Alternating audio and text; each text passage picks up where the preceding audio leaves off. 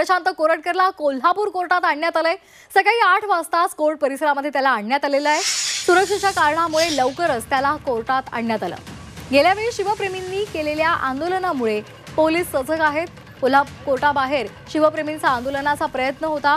आंदोलकांची पोलिसांनी धरपकड सुद्धा केली आणि पोलीस आणि शिवप्रेमींमध्ये त्यावेळी बाचाबाची सुद्धा झालेली आहे। तर प्रशांत कोरटकरला कोल्हापूर कोर्टामध्ये आणण्यात आलेला आहे। सकाळी 8 वाजता त्याला कोर्ट परिसरामध्ये आणण्यात आलंय। सुरक्षेच्या कारणामुळे लवकरच त्याला कोर्टात आणण्यात आलंय।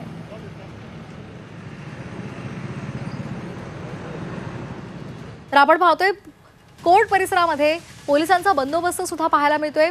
कसून तपासणी केली जाते आणि नंतरच त्या परिसरामध्ये सोडलं जातंय। इतर कोणत्याही कामासाठी या परिसरामध्ये कुणालाही सोडलं जात नाहीये। तर आपण ही दृश्य पाहतोय। पोलीस आणि आंदोलकांमध्ये बाचाबाची सुद्धा झालेली आहे। पोलिसांनी आंदोलकांना पांगवलं आणि एका व्यक्तीला सुद्धा त्यांनी ताब्यात घेतलं होतं।